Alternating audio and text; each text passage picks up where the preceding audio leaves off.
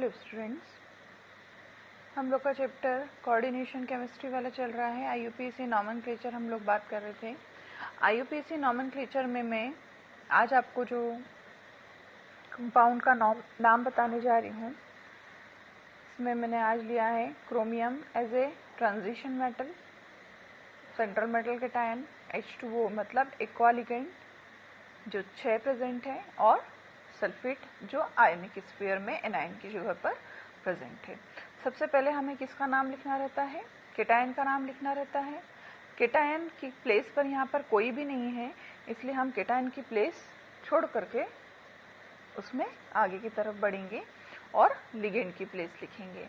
Ligand की place पर aqua molecule present है और ये 6 हैं, इसलिए हम इसको लिखेंगे हेक्सा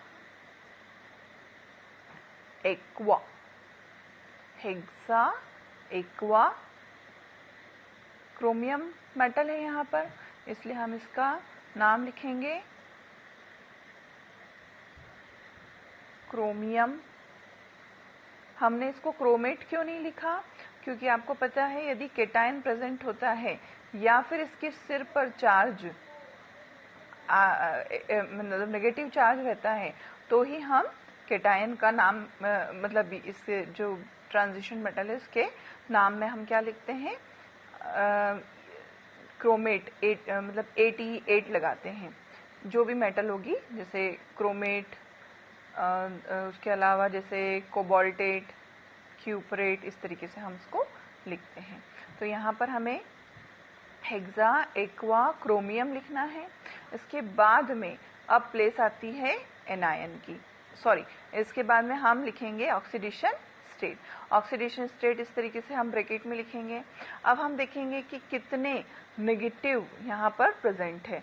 तो लिगेंड के रिगार्डिंग बात करें तो कोई भी नेगेटिव यहाँ प्रेजेंट नहीं है, क्योंकि वाटर मॉलिक्यूल कैसा होता है? न्यूट्रल होता है। जब हम सल्फेट की बात करते हैं यहाँ पर, तो ये आयोनिक स्फीयर में प्रेजेंट है और ये खुद नेगेटिव लिगेंड है, नेगेटिव आयन है।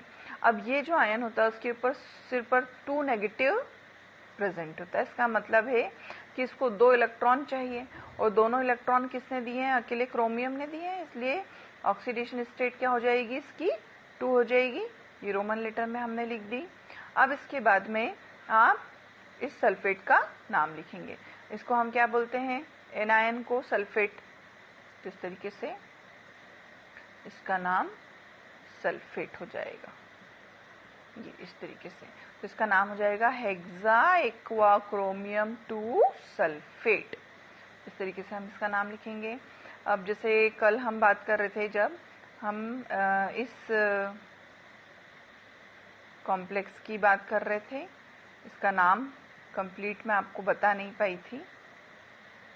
इसकी बात कर रहे थे हम, क्योंकि यहाँ पर कैटायन प्रेजेंट है, इसलिए सबसे पहले नाम इसका आएगा।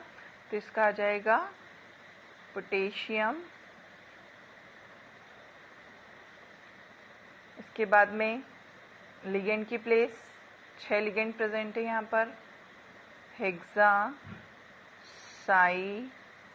साइनो भी लिख सकते हैं और साइनाइडो भी लिख सकते हैं। साइनाइडो, हेक्सा साइनाइडो। आयरन को यहाँ पर हम क्या लिखेंगे? फेरेट लिखेंगे।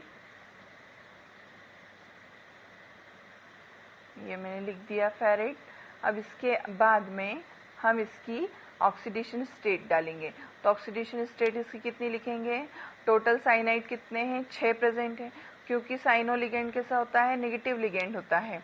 उस वजह से हम यहाँ पर 6 नेगेटिव को सेटिस्फाइड करने के लिए देखेंगे कि 2 कैटायन प्रेजेंट है। ये तो मेन कैटायन है, सेंट्रल मेटल कैटायन, लेकिन इसके हेल्पिंग के लिए यहाँ पर एक और कैटायन प्रेजेंट है, पोटेशियम। तो एक पोटेशियम 1 इलेक्ट्रॉन देता है, तो इस वजह से 4 पोटेशियम ने कितने इलेक्ट्रॉन दे दिए होंगे? 4। टोटल इलेक्ट्रॉन कितने चाहिए थे साइनाइड को? 6। अब 6 में से 4 जब पोटेशियम ने दे दिए तो बचे 2 किसने हो दिए होंगे? आयरन ने। तो इस वजह से ऑक्सीडेशन स्टेट कितनी हो जाएगी? आयरन की 2 हो जाएगी। तो इस तरीके से इसका नाम हो जाएगा पोटेशियम हेक्सा साइनाइडो फेरेट 2। और इसके बाद में क्योंकि एनायन की प्लेस पर कोई भी नहीं है, इसलिए इसका नाम यहीं पर ही कंप्लीट हो जाएगा। ऐसे ही हम एक और देखते हैं, जिसे एक और होता है K3FeCN6। अब आप बताइए इसका नाम क्या बनेगा यहाँ पर, पोटेशियम। ऐसे कैसे यहाँ पर भी लिख देंगे। अब यहाँ पर K4 था, यहाँ K3 था, तो इस पोटेशियम में मतलब नाम में कोई चेंज नहीं करना है, क्योंकि हम 4 और 3 ये नंबर्स को यहाँ पर डिनोट नहीं करते हैं। तो इसका नाम यहाँ पर भी आ जाएगा पोटेशियम हेक्सासाइनो, वैसा का वैसे ही आ जाएगा। पोटेशियम हेक्सासाइनाइडो या साइनो फेरेट भी आ जाएगा, क्योंकि केटायन प्रेजेंट है तो 88 हमने लगाया है, फेरेट आ जाएगा। बस ऑक्सीडेशन स्टेट बेटा चेंज हो जाएगी यहाँ पर, क्योंकि यहाँ 6 नेगेटिव हैं, 6 नेगेटिव को 6 इलेक्ट्रॉन चाहिए। 3 पोटेशियम ने दे दिए, तो बचे 3 कौन देगा, आयरन देगा, इसलिए इसके नाम में यहाँ पर क्या आ जाएगा, ऑक्सीडेशन स्टेट में 3 आ जाएगा। इस तरीके से हम IUPAC नॉमेनक्लेचर करेंगे। अब जैसे एक एग्जाम्पल और लें हम, जिसे मैं बात करूं Mn En होल थ्राइस,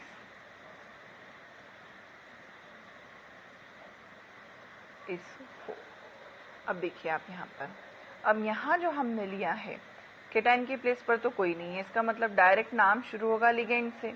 ये जो En लिया है इसको हम बोलते हैं इथिलीन डायअमीन। इथिलीन डायअमीन नाम है इसका, न्यूट्रल लिगेंड है ये। अब ऐसा कोई लिगेंड, यहाँ पर एक नया रूल लगेगा फिर से, ऐसा कोई लिगेंड जिसके नाम में खुद में ही बाई ट्राई टेट्रा हो, तो अब आप इसको यहाँ पर ट्राई इथिलीन डायअमीन नहीं बोल पाएंगे। अब आपको क्या करना पड़ेगा, एक है तो हम मोनो लिखते ही हैं, जैसे 2 हैं तो आप इसको क्या लिखेंगे, बिस। 3 है तो क्या लिखेंगे इसको, ट्रिस। 4 है तो टेट्राकिस। 5 है तो पेंटाकिस। इस तरीके से हम इसको लिखेंगे। तो क्योंकि यहाँ पर ये 3 इथिलीन डायअमीन लिखे हैं तो इसको लिखेंगे हम ट्रिस इथिलीन डायअमीन, इथिलीन डायअमीन। इसके बाद में मैग्नीज,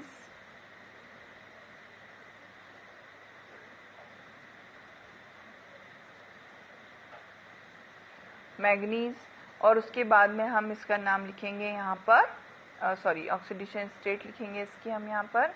ऑक्सीडेशन स्टेट कितनी हो जाएगी इसकी, इथिलीन डायअमीन कैसा होता है, ऑर्गेनिक लिगेंड है। ऑर्गेनिक लिगेंड कैसे होते हैं, ना केटायन ना एनायन, कुछ भी नहीं होते, न्यूट्रल होते हैं।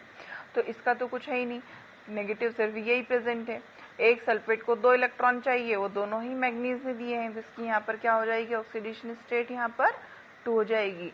और यहाँ पर क्या लिख देंगे हम, सल्फेट, इस तरीके से। तो इसका नाम हो जाएगा tris ethylene diamine manganese 2 sulphate. Ethylene diamine को 1,2 डायअमीन भी बोलते हैं।